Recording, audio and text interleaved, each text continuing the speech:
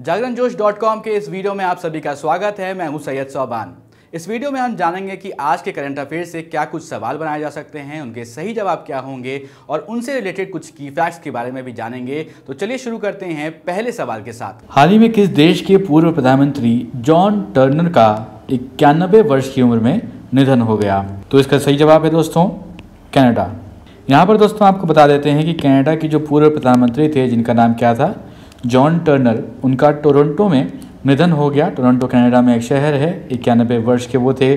उन्होंने साल 1984 में 84 में देश के 17वें प्रधानमंत्री के रूप में शपथ ली थी और टर्नर का जन्म 1929 को इंग्लैंड में हुआ था और 1962 में वो कनाडा की राजनीति में उन्होंने प्रवेश किया था और लिबरल पार्टी के लिए मॉन्ट्रियल सीट उन्होंने जीती थी और अपने राजनीतिक करियर में 1968 से 1975 के दौरान प्रधानमंत्री पियरे ट्रूडो के नेतृत्व में न्याय मंत्री और वित्त मंत्री सहित कई प्रमुख कैबिनेट पदों पर वो रहे थे और अब उनका निधन हो गया है।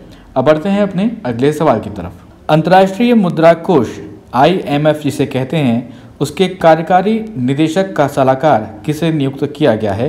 इसका सही जवाब है सीमांचल दास। तो यहाँ पर दोस्तों आपको बता दें कि सीमांचल दास को अंतर्राष्ट्रीय मुद्रा कोष यानी कि IMF के कार्यकारी निदेशक का सलाहकार नियुक्त किया गया है। सीमांचल दास 1988 बैच के भारतीय राजस्व सेवा आयकर के अधिकारी हैं। तो यहाँ पर दोस्तों आपको बता देते हैं कि दास IMF के कार्यकारी निदेशक के सलाहकार के तौर पर 3 साल तक काम करेंगे। दास वर्तमान समय में इन्फोर्समेंट डायरेक्टरेट यानी कि जिसे आप ED कहते हैं, उसमें प्रमुख निदेशक हैं। सीमांचल दास 2014 से 2017 तक पूर्व वित्त मंत्री अरुण जेटली के निजी सचिव के तौर पर भी कार्य कर चुके हैं। इस वीडियो में आगे बढ़ने से पहले एक जरूरी सूचना आप सभी के लिए। हमारी वेबसाइट जागरणजोश.com पर अगर आप करंट अफेयर्स पढ़ना चाहते हैं तो आपको अपने ब्राउजर में टाइप करना है www.jagranjosh.com, जिसके बाद आपको हमारी वेबसाइट का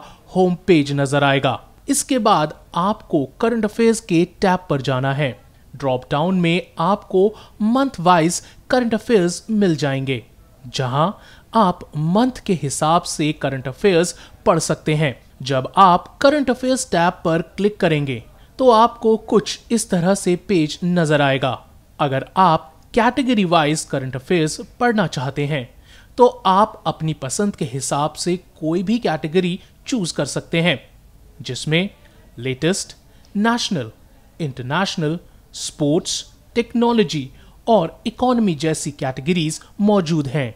अब बढ़ते हैं अपने अगले सवाल की तरफ। अंतर्राष्ट्रीय शांति दिवस निम्न में से किस दिन मनाया जाता है? इसका सही जवाब है 21 सितंबर। दोस्तों आपको बता दें कि हर साल 21 सितंबर को दुनिया भर में अंतर्राष्ट्रीय शांति दिवस के तौर पर मनाया जाता है। इस दिवस को मनाने का मुख्य उद्देश्य ये है कि अंतर्राष्ट्रीय स्तर पर सभी देशों और नागरिकों के बीच शांति व्यवस्था कायम रहे और अंतर्राष्ट्रीय संघर्ष एवं झगड़ों से निपटारा हो सके।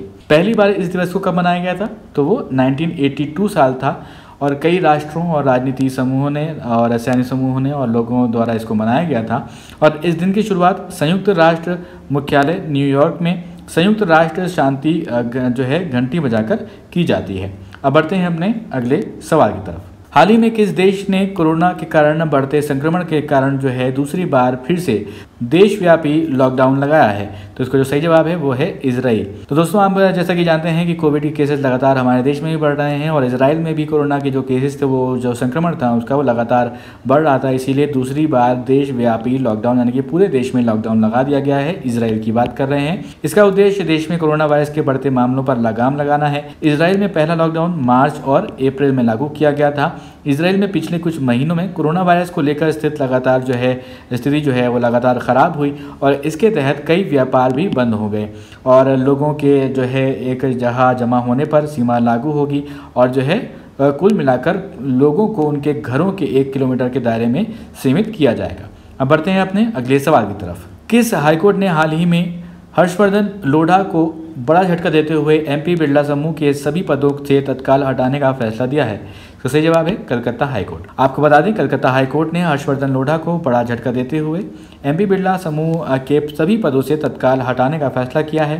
इसके साथ ही कोर्ट ने एमपी बिरला स्टेट के उत्तराधिकारी को लेकर लंबित मुकदमे पर फैसला आने तक इनके समूह की किसी भी इकाई में कोई भी पद संभालने पर रोक लगा दी है। अदालत ने लोढ़ा पर समिति के किसी निर्णय या फिर भविष्य में बहुमत से लिए ऐसे किसी फैसले में हस्तक्षेप करने से रोक लगा दी है जो प्रत्यक्ष या फिर अप्रत्यक्ष तौर पर प्रेमवदा देवी की संपत्ति से जुड़ा हुआ हो। अब बढ़ते हैं अपने अगले सवाल की तरफ। हाल ही में किस केंद्रीय मंत्री ने मोदी कैबिनेट से कृषि संबंधी विधेयक का विरोध करते हुए अपने पद से इस्तीफा दे दिया? तो उसका सही जवाब है हरसिमरत कौर।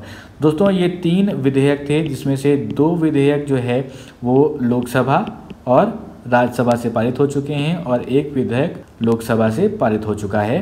तो यहाँ पर दोस्तों अगर आप इसके बारे में डिटेल में पढ़ना चाहते हैं, जानना चाहते हैं इसके बारे में, तो आपके लिए एक स्पेशल वीडियो बना के हमने जो है पब्लिश किया हुआ है, आप उसको हमारे चैनल पर देख सकते हैं। यहाँ पर दोस्तों आपको बता दें कि राष्ट्रपति रामनाथ कोविंद ने कैबिनेट मंत्री हरसिमरत कौर के इस्तीफे को तत्काल प्रभाव से स्वीकार कर लिया है। राष्ट्रपति ने केंद्रीय मंत्रिपरिषद से हरसिमरत का इस्तीफा संविधान के अनुच्छेद 75 के खंड 2 के तहत स्वीकार किया है। वे शिरोमणि अकाली दल की सदस्य और पंजाब के पूर्व उप मुख्यमंत्री सुखबीर सिंह बादल की पत्नी हैं। हरसिमरत कौर ने 3 कृषि विधेयकों के विरोध में 17 सितंबर 2020 को केंद्रीय मंत्रिमंडल से इस्तीफा दे दिया था। दोस्तों वो सवाल जिसका जवाब हमने आपसे पिछले वीडियो में पूछा था, विश्व रोगी सुरक्षा दिवस निम्न में से किस दिन मनाया जाता है? आपके ऑप्शंस में से जो सही जवाब है वो है 17 सितंबर। यहाँ पर दोस्तों आपको बता देते हैं कि प्रत्येक वर्ष 17 सितंबर के दिन पूरे विश्व में विश्व रोगी सुरक्षा दिवस मनाया जाता है और विश्व रोगी सुरक्षा दिवस 2020 का विषय जो है था health worker safety, a priority for patient safety. और विश्व स्वास्थ्य सभा के समर्थन में प्रतिवर्ष जो है 17 सितंबर को विश्व रोगी सुरक्षा दिवस के रूप में मनाने की घोषणा कब करी गई थी? मई 2019 में की गई थी। विश्व स्वास्थ्य संगठन यानी कि WHO ने साल 2019 में पहली बार विश्व रोगी सुरक्षा दिवस मनाया था। इस दिवस का उद्देश्य रोगी सुरक्षा के बारे में जागरूकता बढ़ाना है। तो अब ये 2020 में दूसरा था जो कि ये विश्व रोगी सुरक्षा दिवस मनाया गया। अब दोस्तों एक सवाल आपके लिए जिसका जवाब आपको हमें कमेंट बॉक्स में लिख कर देना है। रॉ के पूर्व प्रमुख अनिल धस्माना को कितने साल के लिए राष्ट्रीय तकनीकी अनुसंधान संगठन का नया अध्यक्ष बनाया गया है? आपके ऑप्शंस हैं 5 साल, 4 साल, 3 साल या फिर 2 साल। आप अपने जवाब हमें कमेंट बॉक्स में लिख कर दीजिए। ये वीडियो आपको पसंद आया हो तो इस वीडियो को लाइक करें, इस वीडियो को शेयर करें और अभी तक आपने हमारे चैनल को दोस्तों सब्सक्राइब नहीं किया है तो ज़रूर सब्सक्राइब करें और देखते रहें जागरणजोश.com।